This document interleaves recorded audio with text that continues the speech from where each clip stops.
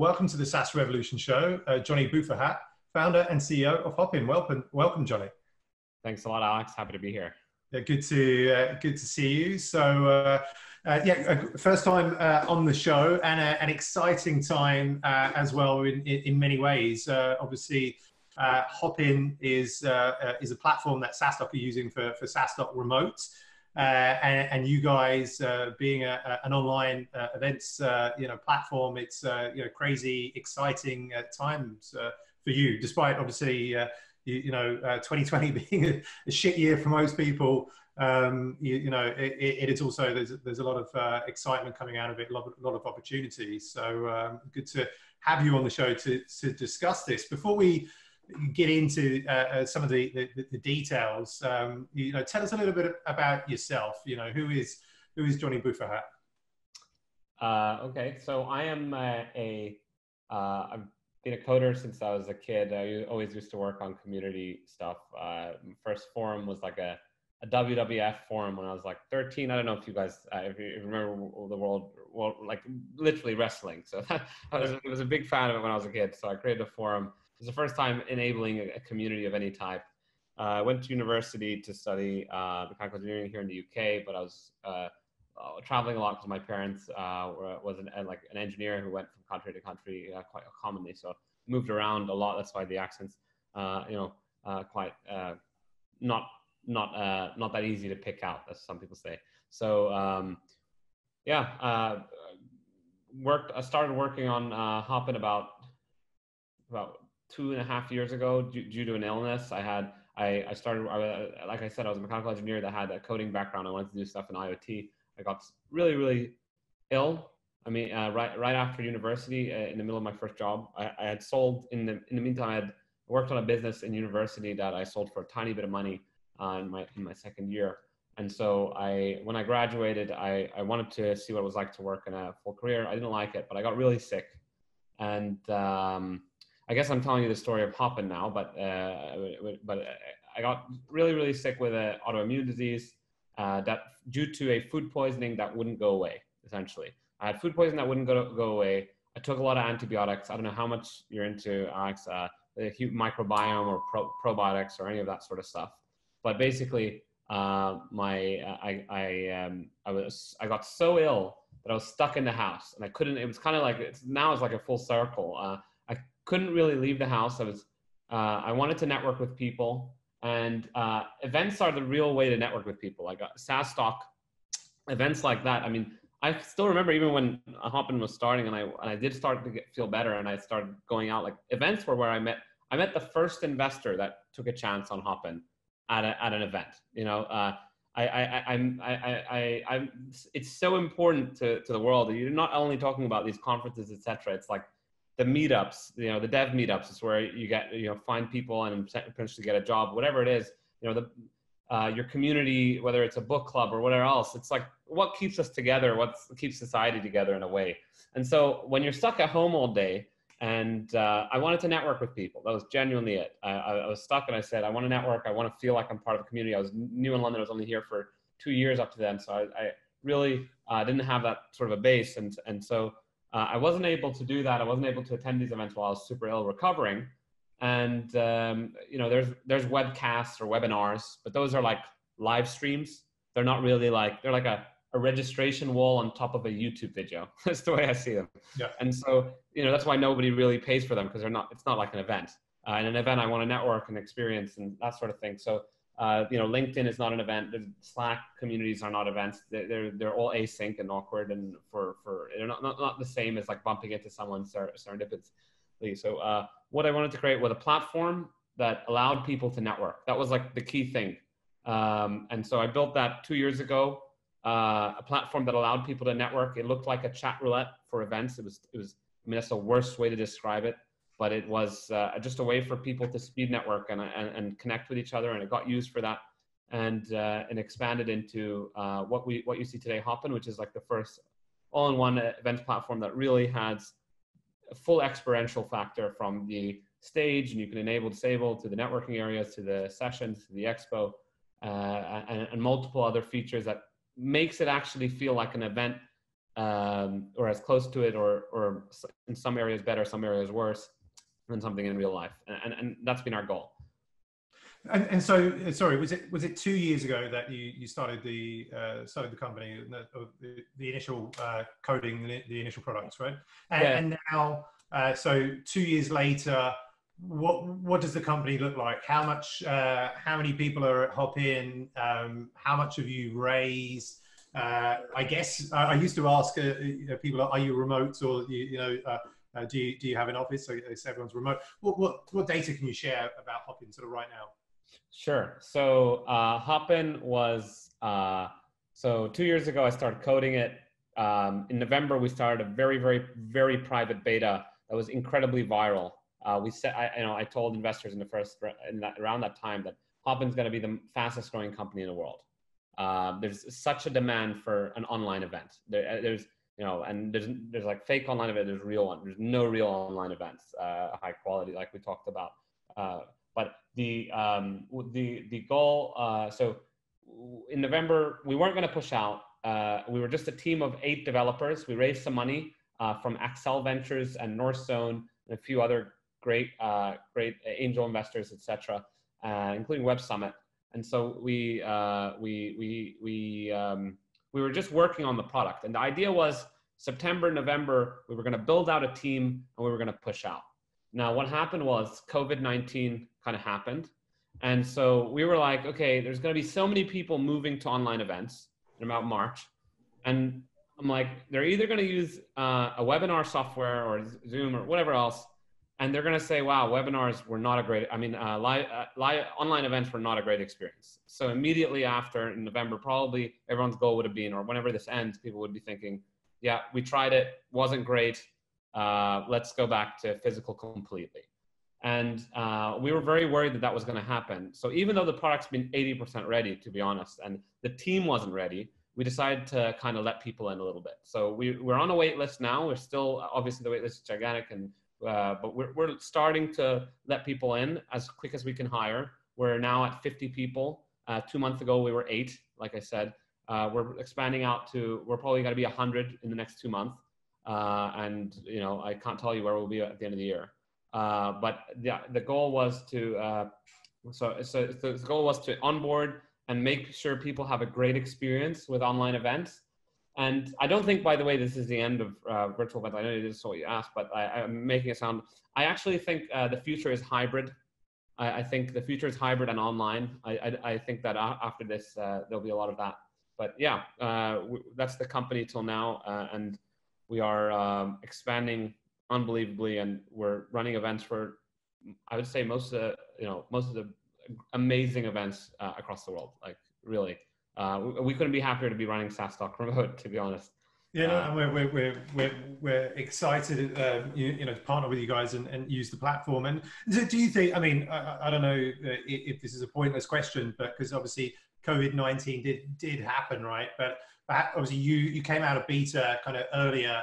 And with this global pandemic and with nobody being able to do in-person events, like even SaaStock, right? When we, I think I shared this story with you, but kind of last year, Luciano Lisandro, dropped me an email and said, look, we're looking at, Hopin. What do you think? Would you use it, etc.? And like, I was pretty excited by, what I saw, and I said, well, look, if it does what it says it can do, because I didn't have a demo, I was just looking at the website, right?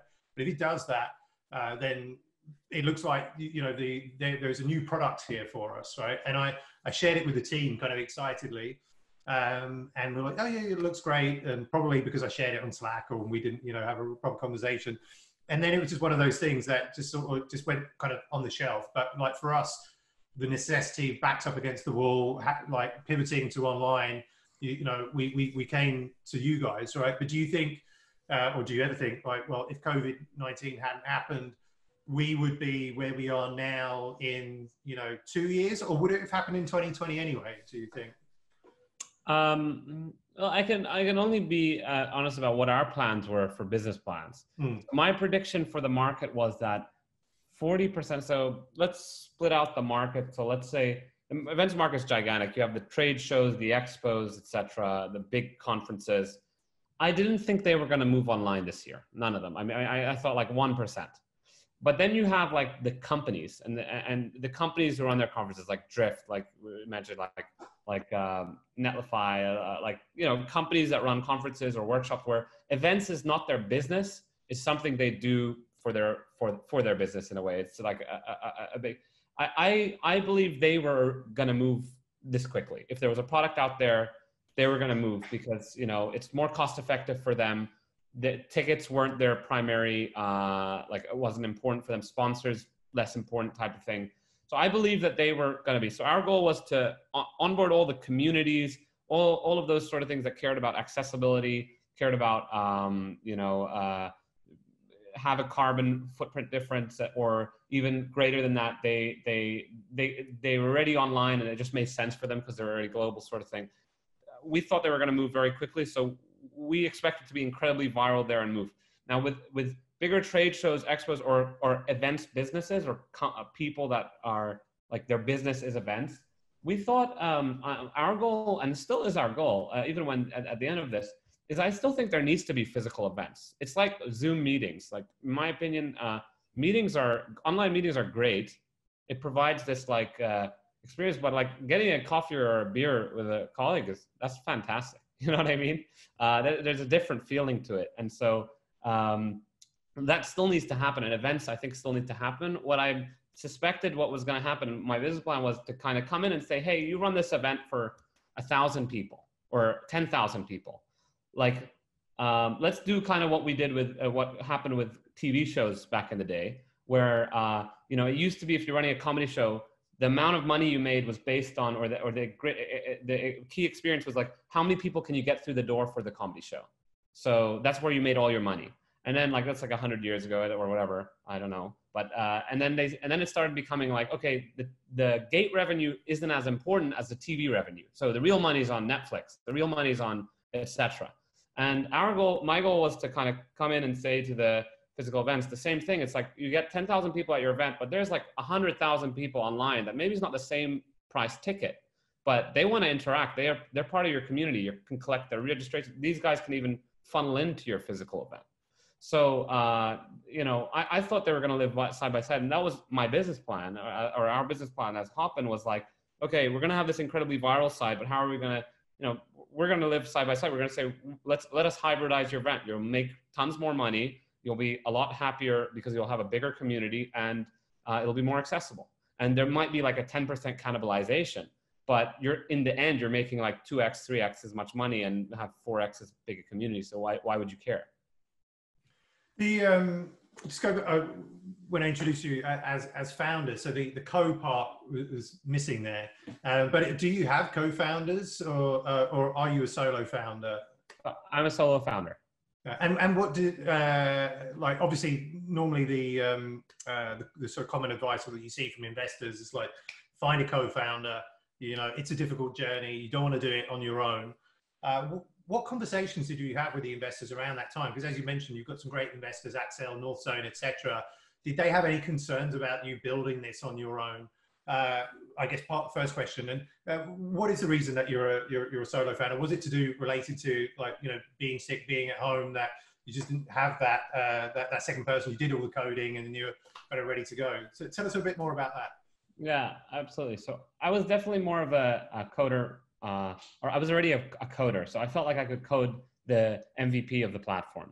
And I had been doing that because it was part of my recovery. So I spent like 2.5 years recovering and from the illness. And now I'm completely, let's say, in remission. I'm obviously strict on my diet, whatever, but I still have the disease, but I'm completely in remission. I live normally.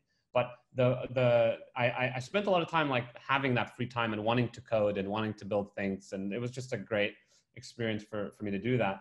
And so by the time I actually went to VC, we already had like, I could show them like, I know the typical thing is you need a co-founder or whatever. It's like, we had all this data about like, this is a viral product. People are using it. It's great. Like, it was almost black and white. And I would say if there's anyone on like, VC is an interesting topic. I think, especially now there's so much money in the market. If you build an MVP, you're going to get money. There's no way that if you built the product, even if you And there's so much good talent across the world now that you don't need to give someone 50% of your company. You can figure out a way to to collect $10,000 and you could outsource a business somewhere else in the world. An engineering business like a company to kind of build out the MVP with you for very, very little amount of money compared to what it used to cost. Development costs are much lower. Yeah. And so like currently then, as you are going through, I guess this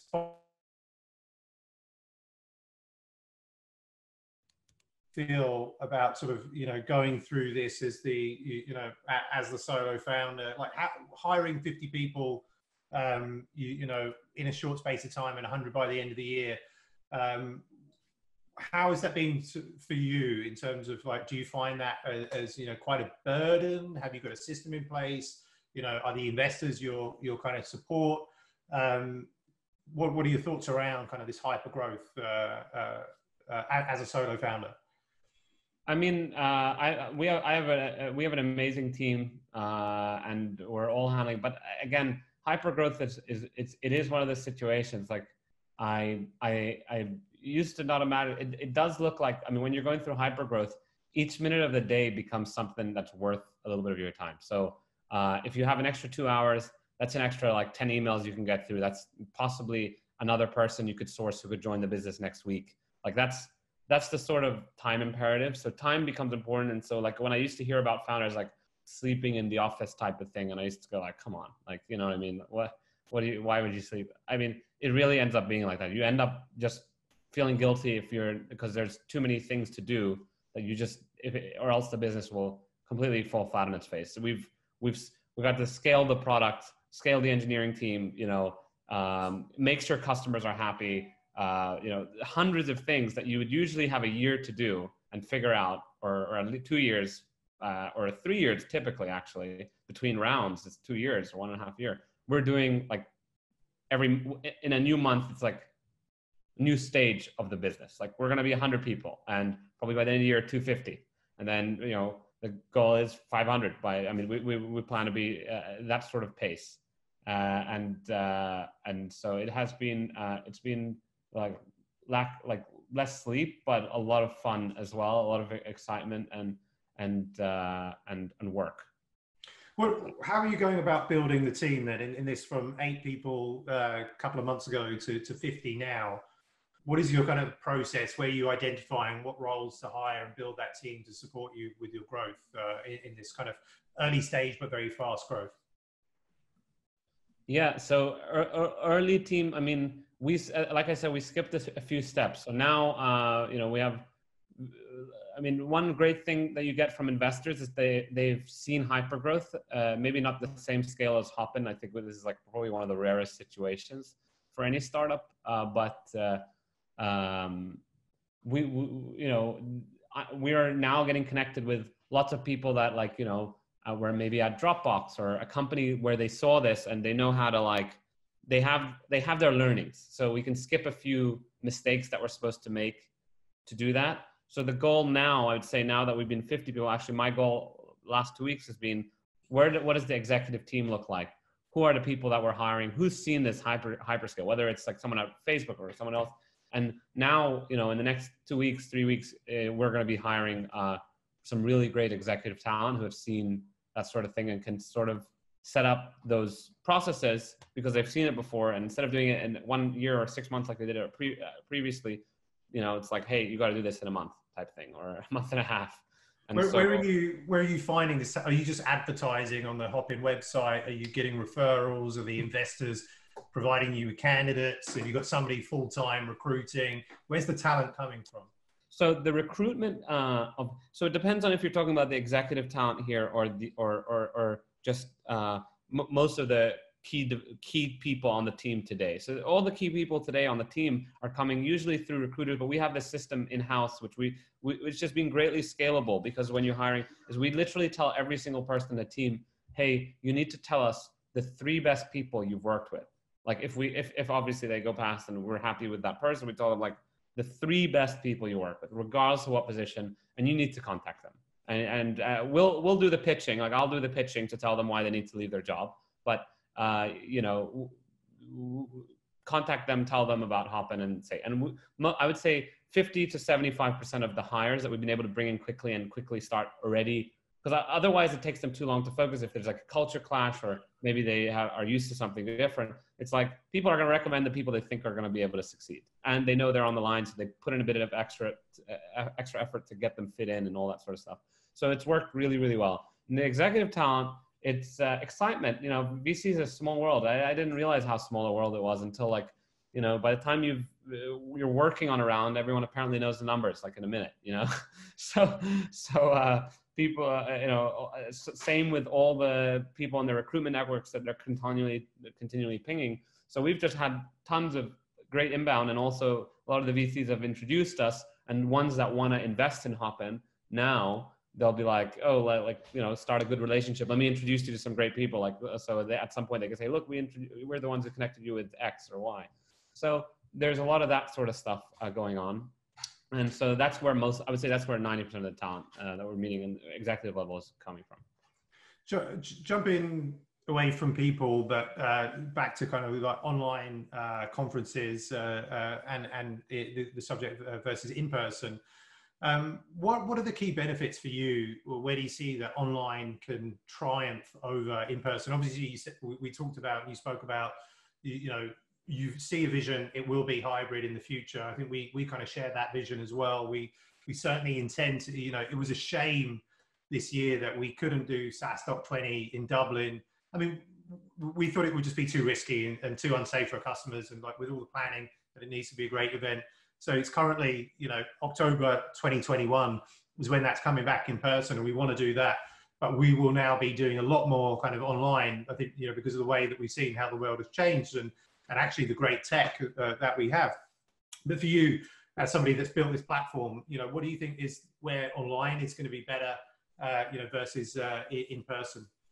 I like to say that the argument would be similar to meetings. I think highly experiential events will be better in person. You know, if you're going to something where there's like a face painting in your usual event, you know, I think the online experience won't be just as good. I don't know if it ever will be, even if VR is included.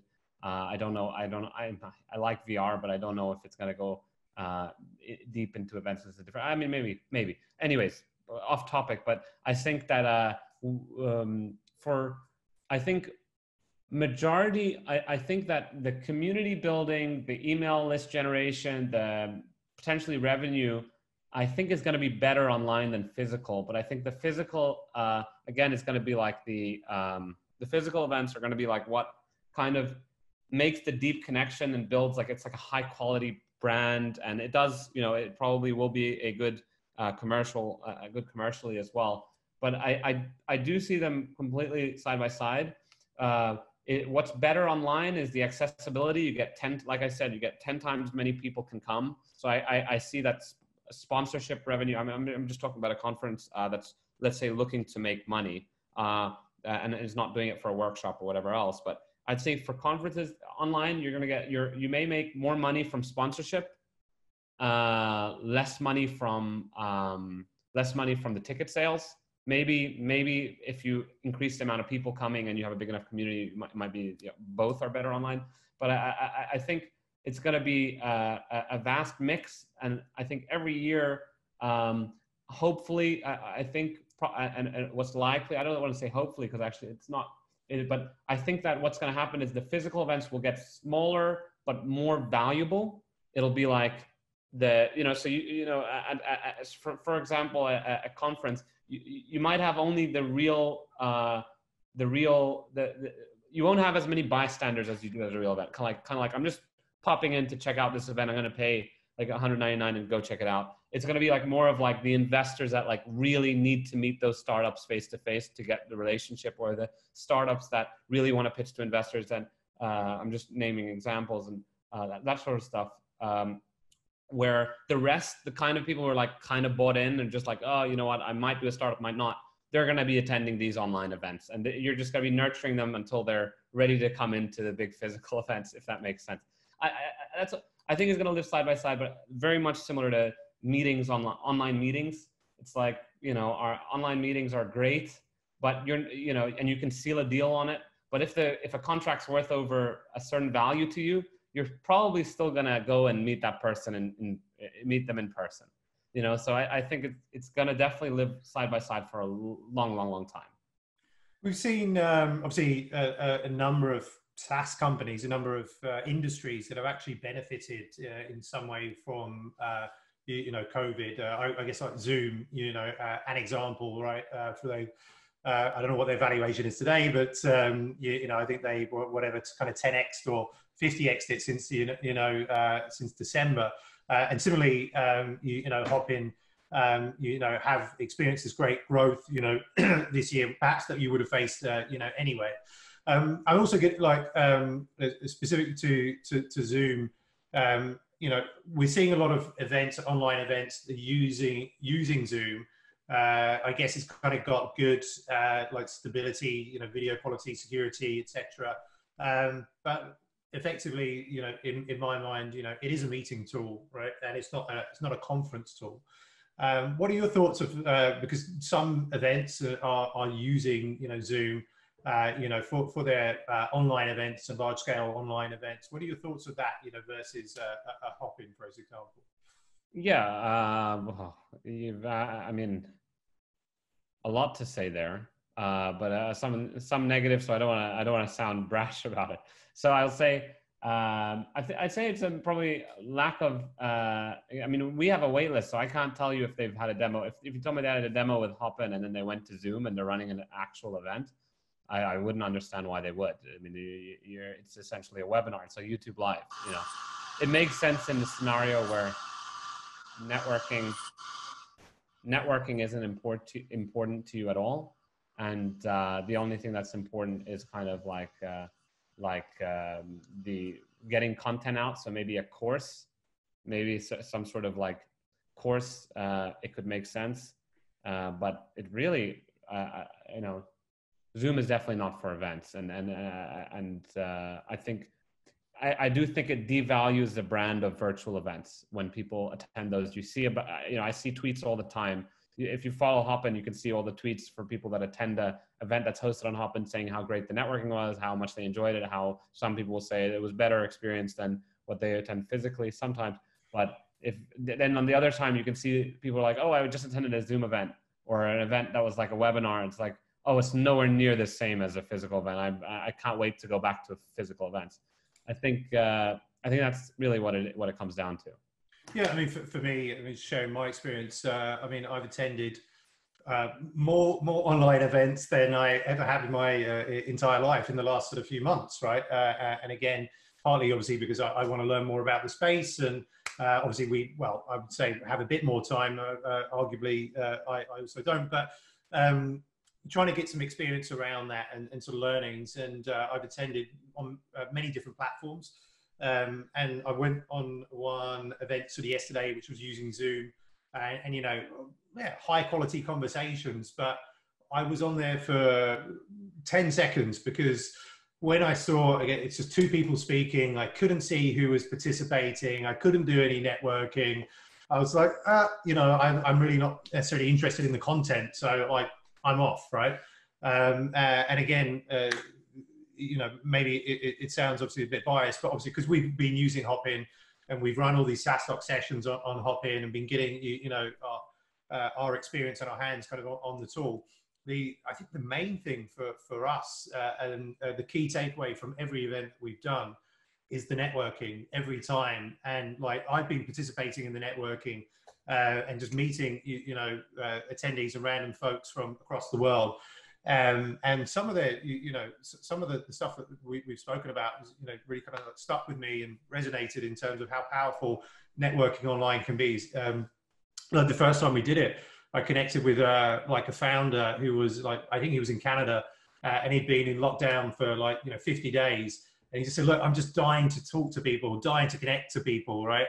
With my peers, my founders, and I go to events, and that's how you know, that's how I meet and how I learn. And, you know, I can't do it, but, you know, thank you so much for putting on this event where you've got this really cool tool where I can connect, you know, in this way.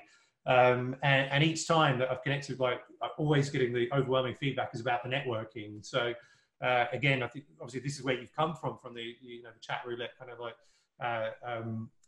product, which has now evolved to be this all-in-one conference platform. But it does seem like the networking is the big thing, the big problem that we're solving right now. And again, I think some of these other platforms, they're just kind of not built for that. So I'm very excited about that. Why randomized sort of networking sort of at the moment? I mean, it works really well, right? And you're kind of forced almost to, you've got that excitement in terms of the experience, right? First of all, you don't know who you're going to meet, so you're quite excited. Who am I going to meet? Then you either you meet somebody that you know and it's like everybody starts smiling and laughing, or you just meet somebody you don't know and then you learn something new about a new person and you have a conversation in a short space of time. Why did you go for this kind of randomized style sort of networking? I mean, it works, but what was the thoughts around that? Serendipity. So often when you attend an event, you don't have these special Google glasses, which I thought that was going to be the future world where it's like, oh, Alex, I could see Alex and I'm going to pick him out and I'm going to go and speak with him in a way. You're kind of just like bumping into someone, having a conversation, and that's how it starts. And that's where you get that kind of like buzz. And so you still can do that on Hopin, like I tried to reach out to Alex and see if he could respond. But the key thing was like the serendipity. We want some of that serendipity. And so, but networking is unfinished on Hopin. I think we're doing it good. I think it's good. It's much better than anything that's available. And, but it's our goal. Like we're like, that's what our problem that we're trying to solve is networking online and connecting people. That's why even in the sessions, it's so interactive. You can, look who's talking, look who's even watching and all that sort of stuff. And that's our goal, is to make sure that if I'm attending an event with a bunch of people, I'm not just like watching like silently at home. Like, no, we're watching it together and I can reach out to you and potentially, we can have a conversation. So that was the goal for the networking, and it's still, and we're only like, I'd say 20% of where we want it to be. Yeah, well, so far it's been super useful, especially in these times. Again, like whilst people can't connect in person, it's been perhaps the most powerful feature, of the platform. So obviously, SaaStock Remote is coming up in 2 weeks' time, and obviously the big reason why we connected in our first conference on Hopin. So very excited for that. You'll also be speaking, at the conference. Do you know what you'll be talking about yet?